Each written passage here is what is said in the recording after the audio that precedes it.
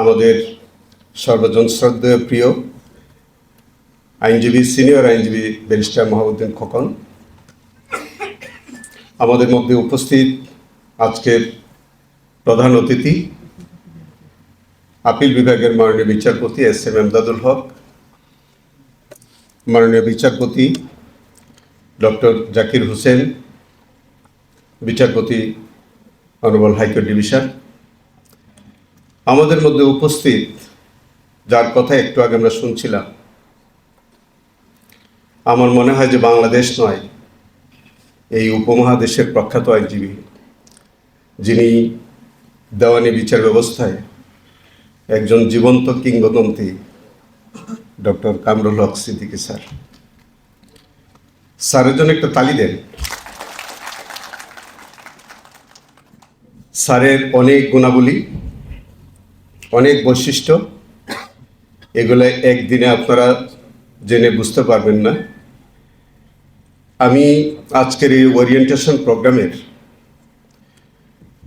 বিশদ আলোচনার হয়তো সুযোগ নাই, বিশেষ করে আমাদের মাননীয় বিচারপতি মহোদয়গণ আছেন, আমরা তাদের বক্তব্য শুনবার জন্য আমাদের একটা বিশেষ আকর্ষণ আছে। সংক্ষেপে আমি আপনাদের সামনে যে কথাগুলো বলতে চাই, একজন ভালো আইনজীবী বা আদর্শবান আইনজীবী হওয়ার জন্য কোনো স্ট্রেট কাট ফর্মুলা নাই, এটা আপনাদেরকে মানতে হবে। আজকে আমরা যদি আমাদের সিনিয়র অ্যাডভোকেট জনাব কামরুল হক সিদ্দিকী স্যারের জীবনী যদি আপনি দেখেন, তাহলে বুঝতে পারবেন তার জীবনে কত সময়, কত মধুর সময় তিনি উপভোগ করেন নাই, সেটি ব্যয় করেছেন এই পেশায়। আজকের কামরুল হক সিদ্দিকী একদিনে তৈরি হয়নি, সেটির জন্যে অন্তত পক্ষে তার ৪৫ বছর সময় দিতে হয়েছে, এবং আজকে কামরুল হক সিদ্দিকী হয়েছে ৪৯ বছর সময় দিতে হয়েছে। আগামী বছর আমরা অর্ধ সেঞ্চুরি পালন করবো ইনশাআল্লাহ।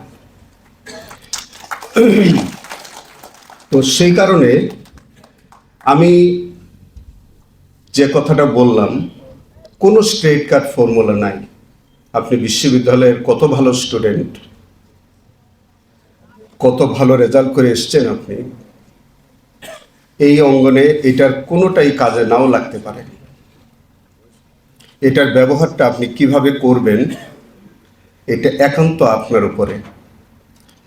এই পেশায় আসার পরে, বিশেষ করে আপনারা যারা নবাগত এসছেন, আপনাদের তো একটা বুক ভরা স্বপ্ন।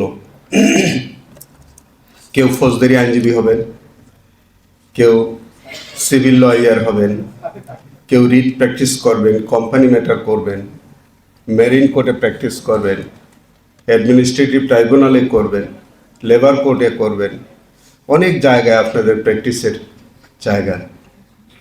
যেখানেই করেন, যে প্র্যাকটিসই করেন, আপনাকে যদি এক্সপার্টাইজ যদি হইতে হয়, তাহলে আপনার প্রথমত যে বক্তব্য, যে বিষয়টা আমি মনে করি, আমার জীবন থেকে নিয়ে যদি আমি বলি, প্রথমত আপনার ডেডিকেশন এবং আপনার কমিটমেন্ট, এর বাইরে কিছু নাই। আপনার কতটা ডেডিকেশন আছে, কতটা কমিটমেন্ট আছে, যে পেশাই হোক, আপনি ফৌজদারি উকিল হবেন, আপনার কতটা ডেডিকেশন আছে। এবং এই ডেডিকেশনের সাথে সাথে আমি সবসময় একটা জিনিস নিজের বেলায়ও চর্চা করি, এবং যারা চর্চা করেন তাদেরকে আমার খুব পছন্দ, যে আপনাকে কতটা বিনয়ী হতে হবে। এই প্রফেশনে বিনয়ী হওয়ার কোনো বিকল্প নেই। আপনার ম্যানার এবং behaviour to the court and client, আপনাকে সাংঘাতিকভাবে এটা কনসিডার করতে হবে যে আপনি কোর্টের সাথে, আদালতের সাথে আপনার ম্যানার আপনার বিহেভিয়ার কেমন। কারণ আপনি তো তার সামনে প্রত্যেক দিন যাচ্ছেন, আপনার রিলিফটা তো ওনার কাছ থেকে আনতে হবে। অতএব আপনাকে প্রত্যেক দিন সকালবেলা বের হয়ে এই জিনিসটা কমিট করতে হবে যে আমি যেন আদালতের সাথে কোনোভাবে কোনো ধরনের আপনার ম্যানার বা বিহেভিয়ারের জন্য কোনো ঘাটতি না হয়। একইভাবে আপনি একজন সফল আইনজীবী হওয়ার ক্ষেত্রে সমভাবে আপনার ক্লায়েন্টের সাথে একই রকম ব্যবহার করতে হয়। আপনাকে একটা জিনিস মনে রাখতে হবে যে আপনি কিন্তু পেশাজীবী, আপনার শ্রমটা, আপনার পেশাটা কিন্তু টাকার বিনিময়ে দিচ্ছেন, ফিয়ের বিনিময়ে দিচ্ছেন। আপনার ক্লায়েন্ট আপনাকে এঙ্গেজ করে, তিনি আপনাকে ফি দিচ্ছেন আপনার সেবাটা পাওয়ার জন্য। তাকে কিন্তু আপনার সাবঅর্ডিনেটের মতো ব্যবহার করলে হবে না। অতএব একজন ক্লায়েন্টের সাথে আপনি যত ভালো বিহেভ করতে পারবেন, কারণ তিনি তো বিপদে পড়েই আপনার কাছে আসছেন, তাকে যদি আপনি শুধু ফিটা নিলেন আর এক ধরনের বিহেভ করলেন, আপনি যদি বিহেভিয়ারটা ভালো করতে পারেন, বিহেভটা যদি ভালো করতে পারেন, আপনি তাকে যদি তার কাঙ্ক্ষিত রিলিফটা যদি দিতে নাও পারেন, এই ক্লায়েন্টটা কিন্তু সারা জীবন আপনার হয়ে গেল। তিনি কিন্তু তার এলাকায় গিয়ে যখন কথা বলবেন যে আমার একজন আইনজীবী আছে, আমার লয়ার, এই শব্দগুলো তারা ব্যবহার করবেন। জীবনের যে কোনো এক পর্যায়ে যখন ধরেন 15 বছর পরে তার অন্য আরেকটি কাজ, তিনি আপনাকে এসে খুঁজে বের করবেন। এই জায়গাটা আপনাকে তৈরি করতে হবে, এবং সেটার জন্য এই যে ম্যানার এবং বিহেভিয়ার যেটা, এটা কিন্তু আমাদেরকে সব দিন, প্রত্যেক দিন আমাদেরকে এটা লালন করতে হয়, পালন করতে হয়। আর যে কথাটা আসলে লম্বা কথা, স্যারদের সামনে বলা আমাদের দৃষ্টতা দেখানো যায় না। একটা জিনিস ওই যে বললাম যে জনাব কামরুল হক সিদ্দিকী তার জীবনের কত মধুর সময় তিনি উপভোগ করেন নাই। এই সময় কি করেছেন তিনি? এই সময় তিনি ফাইলে সময় দিয়েছেন, আইনে সময় দিয়েছেন। এই প্রফেশনে পড়ার কোনো বিকল্প নাই।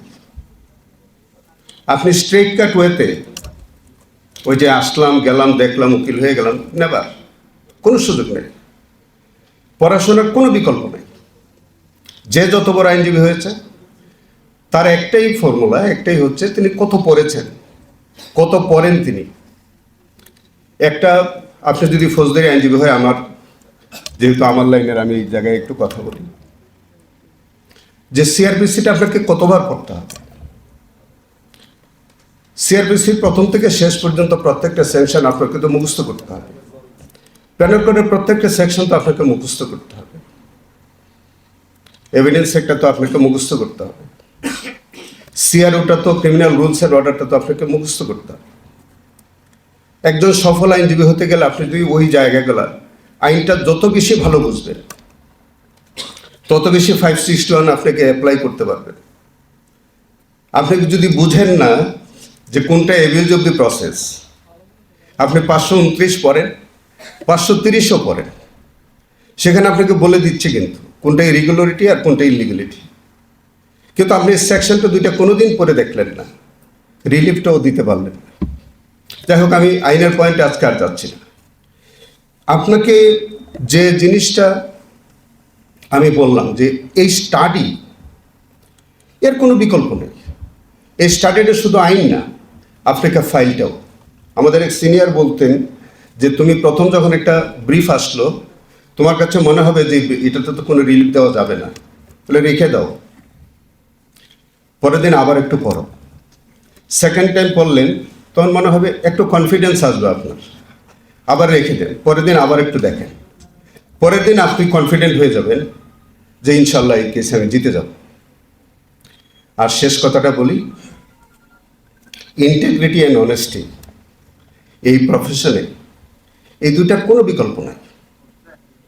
ইন্টিগ্রিটি অ্যান্ড অনেস্টি, এটিকেট, এগুলোর কোনো বিকল্প নেই। যে আইনজীবী সফল হয়েছে জীবনে তাদের প্রত্যেকের আপনি হিস্ট্রি অ্যানালাইসিস করে দেখেন যে প্রত্যেকে সৎ ছিলেন, প্রত্যেকেই তাদের ইন্টিগ্রিটি ছিল, তাদের এথিক্স ছিল, তাদের মরালিটি ছিল। এর বাইরে কেউ উকিল হতে পারেনি।